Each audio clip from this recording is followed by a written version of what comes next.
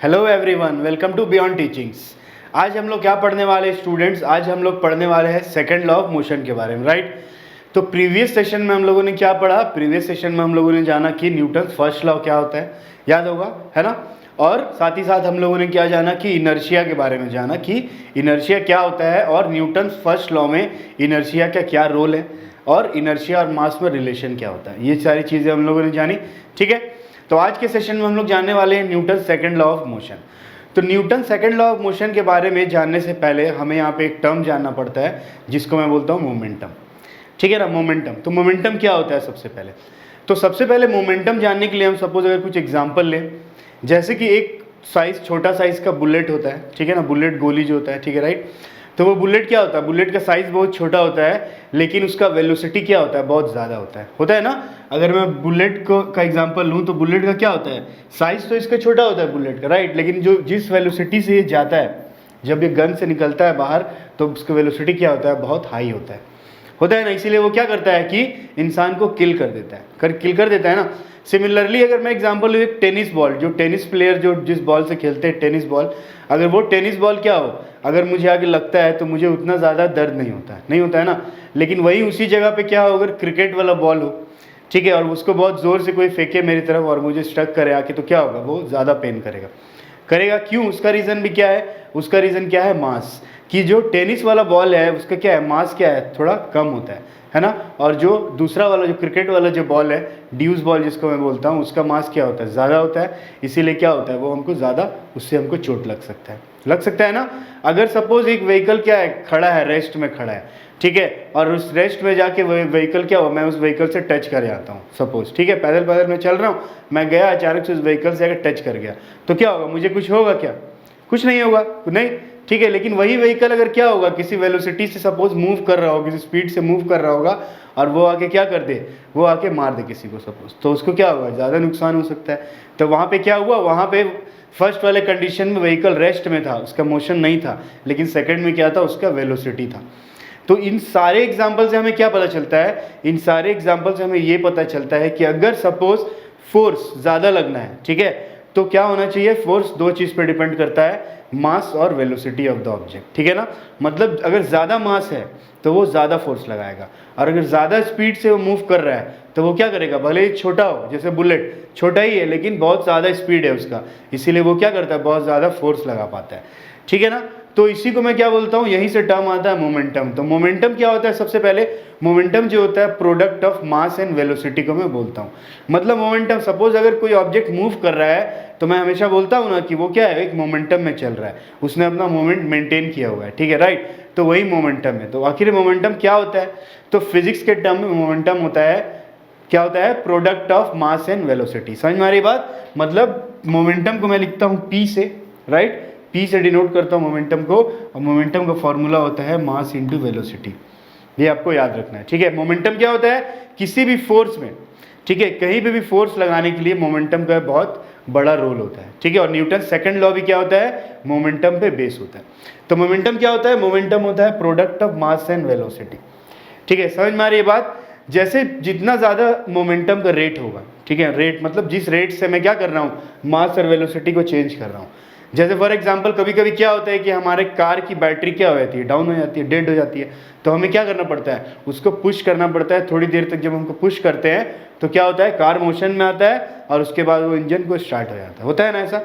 लेकिन अगर सपोज मैंने क्या किया कि मेरे कार का बैटरी डेड हुआ और मैंने क्या किया, उसके ऊपर थोड़ा गया वहाँ पे और एक झटके से एक फोर्स लगाया और छोड़ दिया, तो क्या कार मूव करेगा? नहीं करेगा ना, राइट? तो मुझे क्या करना पड़ता है? मुझे ज़्यादा देर तक फोर्स लगाना पड़ता है, ठीक है? मैंने क्या किया? पहले फोर्स लगाया स्टार्टिंग में, फिर धीरे उस फोर्स को थोड़ा बढ़ाया, जिससे क्या हुआ? स्पीड भी बढ़ा, ठीक है? और फिर क्या हुआ? उसके कारण फोर्स लगा और जाके वो कार आगे बढ़ा, ठीक है ना? मतलब कि फोर्स लगाने के लिए क्या कर रहा हूँ मैं? मोमेंटम मतलब मास और वेलोसिटी का रेशियो को मैं चेंज कर रहा हूँ, टाइम के साथ कर रहा हूँ ना।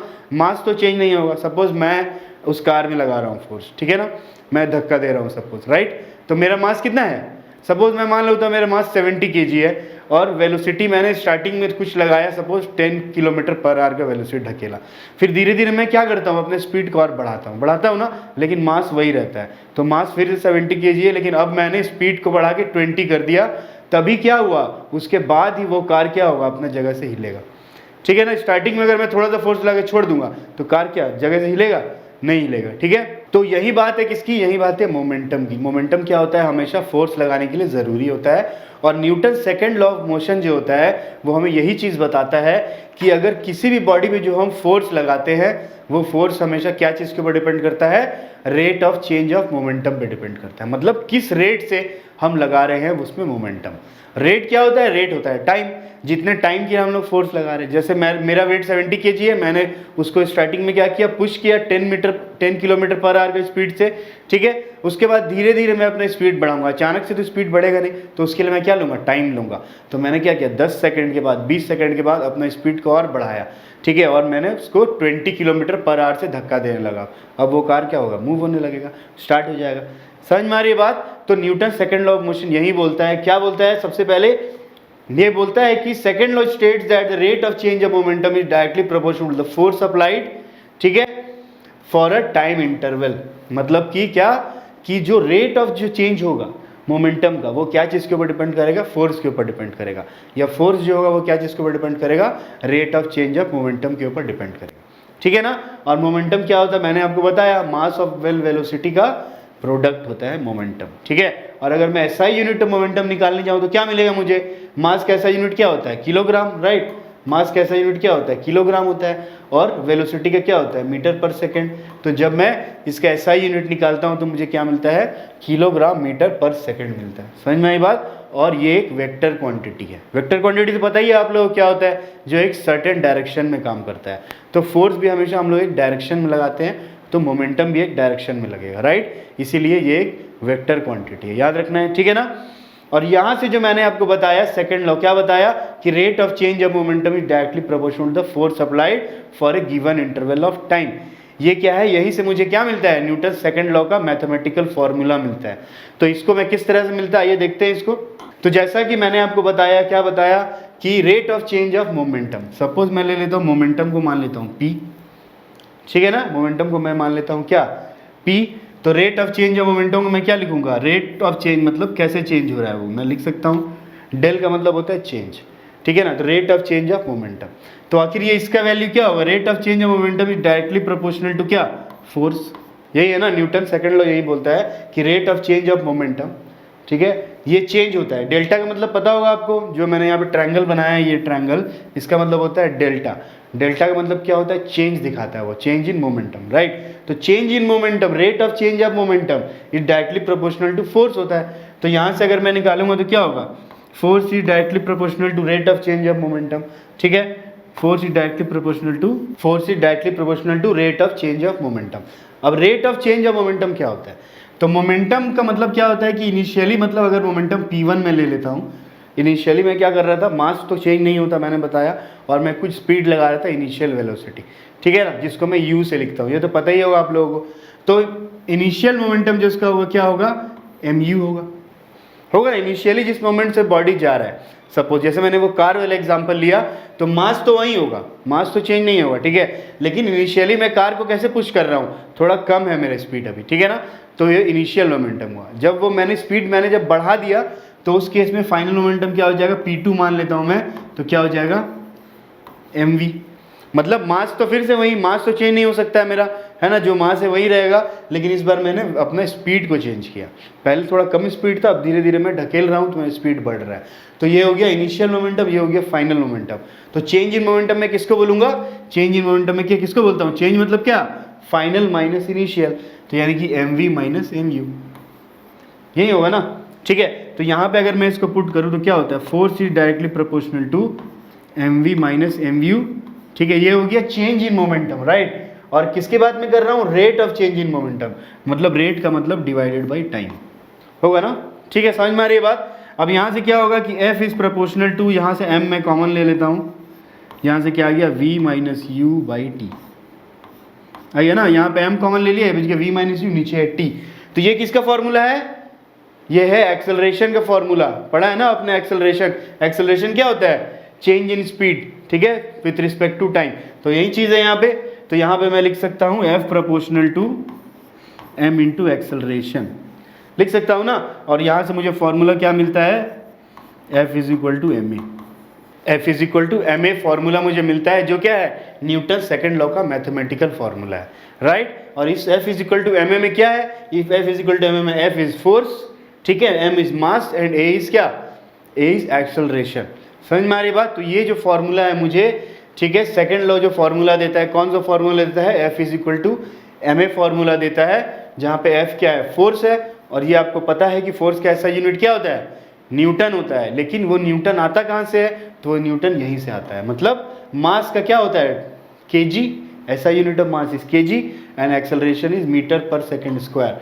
तो न्यूटन का दूसरा नाम क्या होता है, kilogram metre per second square. तो इतना बड़ा यूनिट है, इसीलिए इसको हम लोग न्यूटन के नाम पे रखते हैं, जिसने फोर्स को सारा लॉ दिया, राइट। तो इसीलिए जो ओरिजिनल यूनिट है इसका क्या होता है, ऐसा unit of force kilogram metre per second square, जिसका दूसरा नाम है न्यूटन।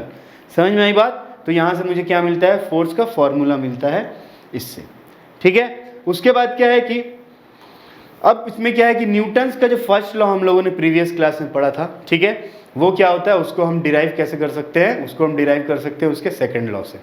कैसे डिराइव कर सकते हैं सेकंड लॉ से, तो ये डिराइव करते हैं उसको।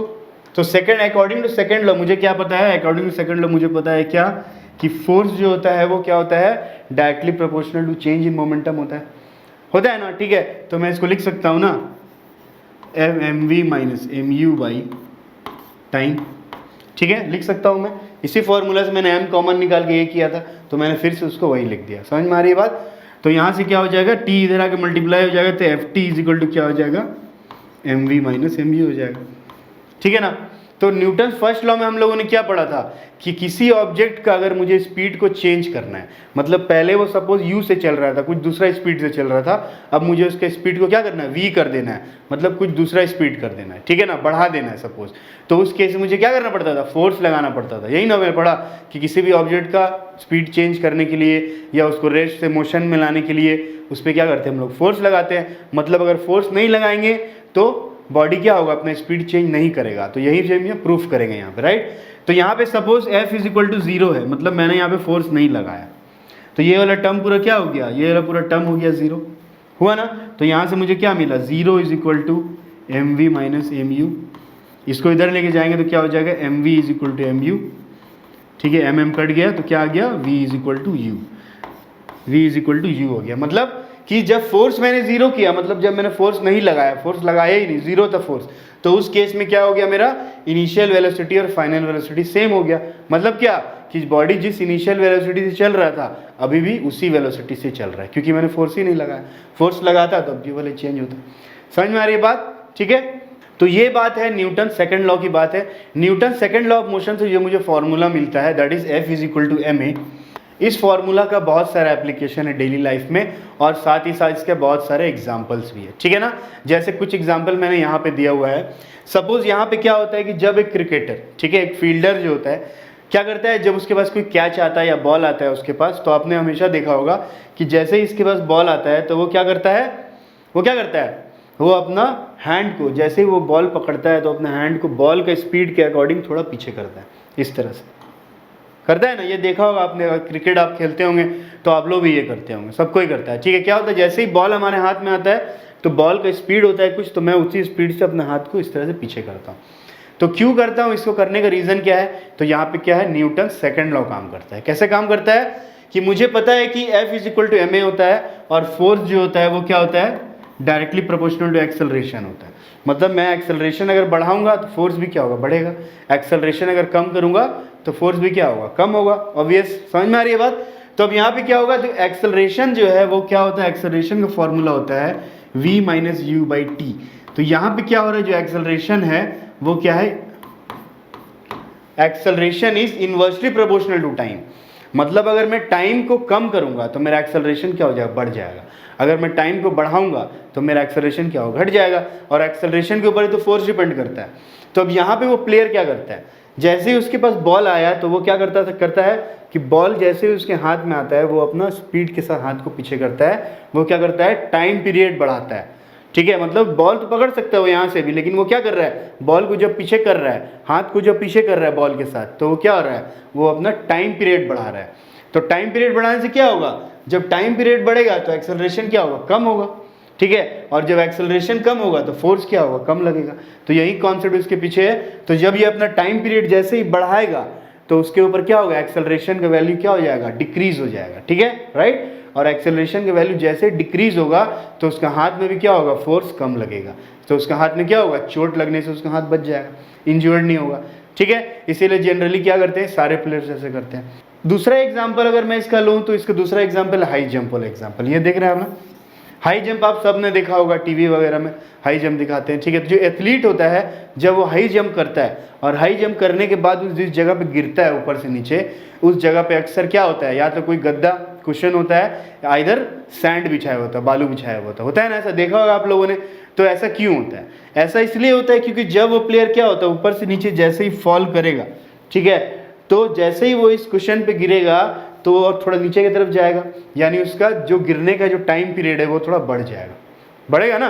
गद्दा है, वो गद्दा है तो नीचे की तरफ जाएगा तो क्या होगा, टाइम पीरियड बढ़ेगा। फिर वही कॉन्सेप्ट, जैसे टाइम पीरियड बढ़ेगा तो एक्सेलरेशन कम होगा, और जब एक्सेलरेशन कम होगा तो फोर्स भी कम होगा। तो जब फोर्स कम होगा तो उसको चोट नहीं लगेगा। लेकिन उसी जगह पे अगर क्या हो, एक फ्लैट जगह हो, मतलब कि एक फ्लैट जमीन हो, ठीक है, फ्लोर हो, तो उसमें क्या होगा, अगर वो गिरेगा तो क्या होगा, वो टाइम पीरियड कम नहीं कर पाएगा, राइट। तो जिसके कारण क्या होगा, फोर्स ज़्यादा लगेगा और उसको चोट लग सकता है। समझ में आई बात, ठीक है ना। तो जो Newton second law of motion होता है, Newton second law of motion का बहुत सारे डेली लाइफ में एग्जांपल्स है।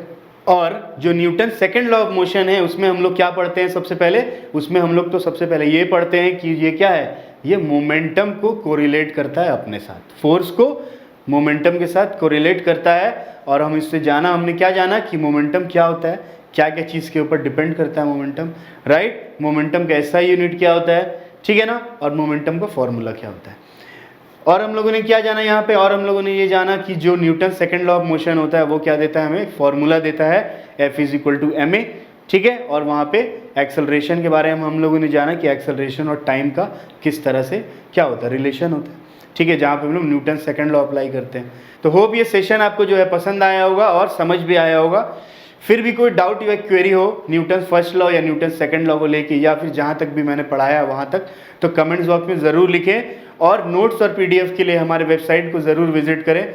तो मिलते हैं बच्चों अगले सेशन में एक नए टॉपिक के साथ। तब तक के लिए goodbye, take care and thank you.